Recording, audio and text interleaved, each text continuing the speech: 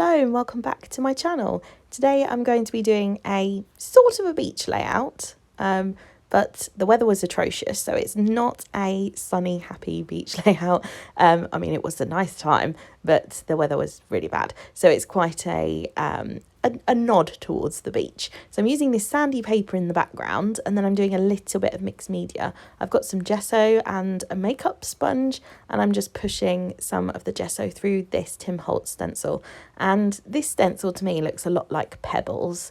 I'm aiming to create a kind of a diamond shape, so a long diamond, so that it's very thin and narrow at the top, widens out through the centre, and then it comes back together to a narrow point toward the bottom.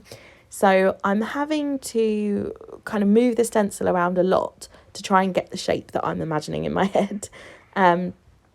Because there's going to be quite a lot of embellishment, and also 4 photos are going onto this layout, I'm not too stressed about the fact that when I'm adding more stenciling, it's going over the top of other stenciling that's on the page, if that makes sense. I'm not kind of trying to line those dots up and get a really clear and accurate stenciling.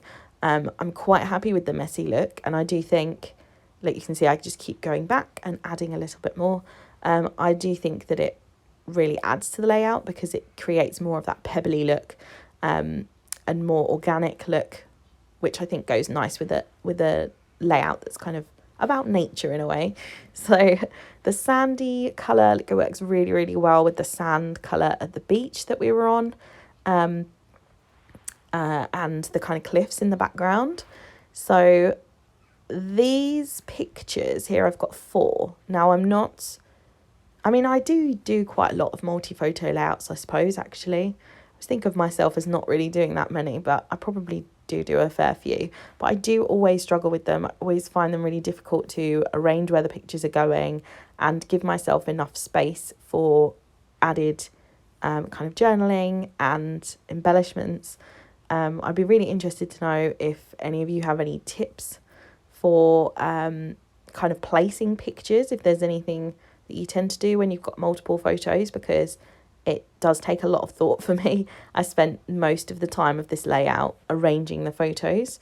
The only thing that I switched around, so I kept them in this little cluster of 4, but I did move the pram picture over to the left-hand side because the pram was facing in a particular direction. And I do think a face or an object kind of looking in towards the layout is a little bit nicer on the eye somehow. It just helps to lead your eye in the right direction on the layout. So I've stuck those down with a piece of fun foam, and then I'm going to add this embellishment here, which is a die cut, like a circle die, from a map. And I got it in, I think it was a rack from like years and years ago. And I've had some embellishments lying around from that rack, of which some of them I'm going to use today because they worked perfectly with this layout. Because we were on a little holiday and I wanted to add some journaling, I did use this retro-looking postcard card. And this is from a cut-apart sheet from a Simple Stories. I don't know the collection anymore, to be honest. In fact, that's one thing that I can't help with today, is I don't know any of where the paper came from or where almost any of this came from, because I'm trying as hard as I can to just use up really old stuff, because, you know, we had a child and now I'm on maternity and I don't have tons of money. So I'm just using as much of my old materials as possible. So I'm having a kind of stash bust, I guess. I've used some thickers. These are a really old thicker set, again with black foam behind them, and then this gorgeous gold that really matches nicely with that sand background, and then some tiny letter stickers that say West Bay, so it says West Bay Dorset. It's got the place we're staying. There's a metal embellishment to the left hand side that I've stuck down on some foam just to bring it up level with the picture. And again, that came from a rack from a few years ago, possibly the same one actually. I've added a little gold puffy heart because I love a puffy sticker, and that came from a different thicker set. And then at the top here, I've ripped a tiny section, and I'm going to add some blue paper behind it.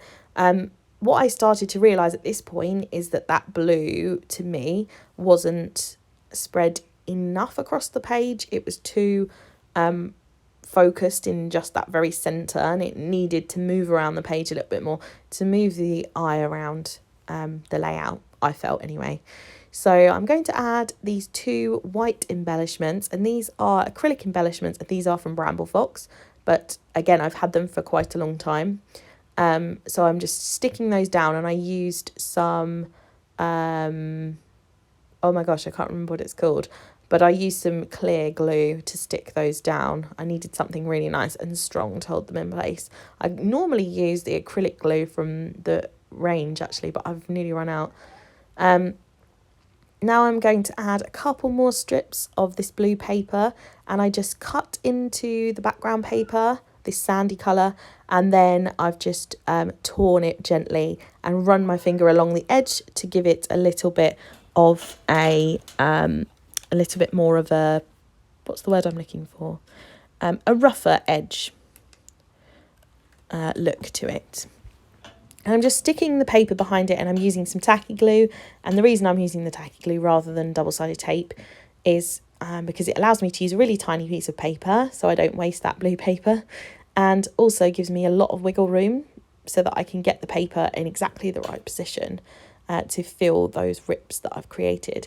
And I feel like the 3 rips like that really just draw the eye around the whole layout and bring in a little bit more of that blue. I really love how it looks. I'm going to add a little wood veneer heart at the top, some journaling, of which I've used this sandy colour so that it will blend in a little bit with the background. I really didn't want the journaling to take away from the structure of the layout, because I kind of worked quite hard to get that structure in the right place. And then I'm going to, off camera, add some stamping, so which you're going to see now. So at the top here I've added some stamping and ghost stamping with the word remember this, and then also the date and another little bit of remember this on the other side. I really love how this layout came out. Thank you for watching. Please like, subscribe, and I'll see you in my next video. Bye.